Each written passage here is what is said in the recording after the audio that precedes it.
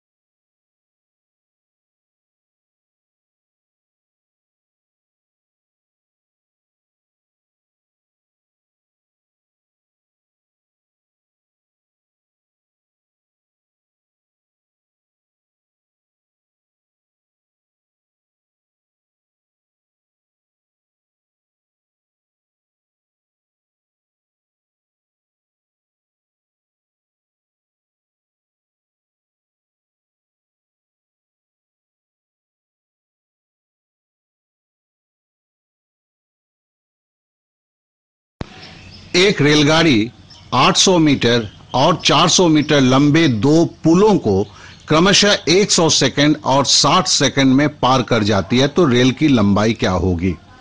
तो पहले देखिए कि ट्रेन की लेंथ जो है, ट्रेन की लंबाई है, चलिए हमने x मान लिया।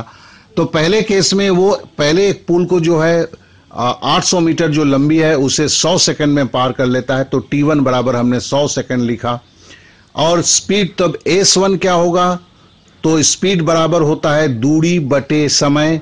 अब दूरी क्या होता है? यहाँ ट्रेन की लंबाई और आपके पुल की लंबाई को जोड़ देना है, तो x + 800 बटे 100। ये हो गया S1। अब देखिए यही ट्रेन जो है, याद रखेंगे, यही ट्रेन जो है दूसरे 400 मीटर लंबे पुल को 60 सेकंड में पार करती है। और इस जगह पे हमें मान लेना होगा कि दोनों की, ये ट्रेन चूंकि एक ही है इसलिए इनका स्पीड एक ही है। तो दूसरे केस में S2 बराबर क्या हो गया, वही दूरी बटे समय हुआ, लेकिन यहां पे दूरी क्या हुआ, ट्रेन की लंबाई तो x है लेकिन पुल की लंबाई जो 400 हो गई, तो x प्लस 400 बटे, और इसमें 60 सेकंड लगा हुआ था, बटे 60। तो फिर इसमें हो गया x प्लस 400/60।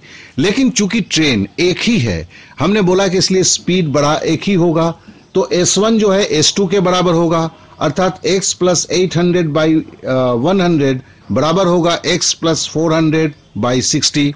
तो अब हम dd तरीके से क्रॉस मल्टीप्लीकेशन करते हैं, तो 100x से 60x घटा दिया तो बराबर हो गया 40x। और हमने यहाँ पे 800 को 60 से गुना किया तो 48,000 हो गया, और उसमें से 100 को 400 से गुना किया तो 40,000 हो गया। 48,000 से 40,000 घटा दिया तो 8,000 हो गया। तो x बराबर क्या हो गया, 48,000/40 होगा, तो बराबर हो गया 200 मीटर्स। तो आपका जो ट्रेन की लंबाई जो है वो हमें मिल गया, वो होगा 200 मीटर।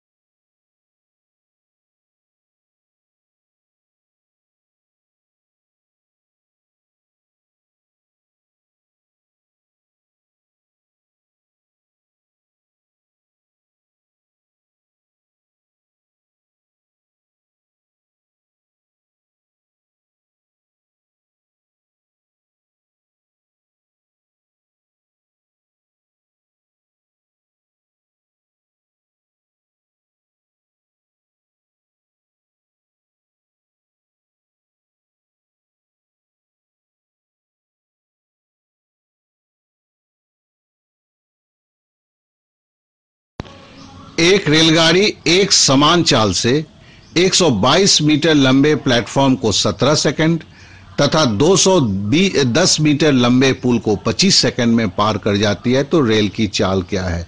देखिए, अगर रेल की चाल तो दोनों केस में बराबर है, तो बराबर क्या हुआ, S1 बराबर है S2, और S1 बराबर हम जानते हैं चाल बराबर होता है क्या, दूरी बटे समय, तो D1/T1 बराबर हो गया D2/T2। और चलिए हम ट्रेन की लेंथ हम x मान लेते हैं। तो पहले केस में क्या है, x ट्रेन की लंबाई है और 122 मीटर लंबा प्लेटफॉर्म है, तो लिख दिया 122 प्लस x बटे 17 क्या है, 17 सेकंड में पार होता है। ये बराबर होगा 210 मीटर लंबे पुल को पार करने का भी चाल एक ही है, तो 210 प्लस x/25।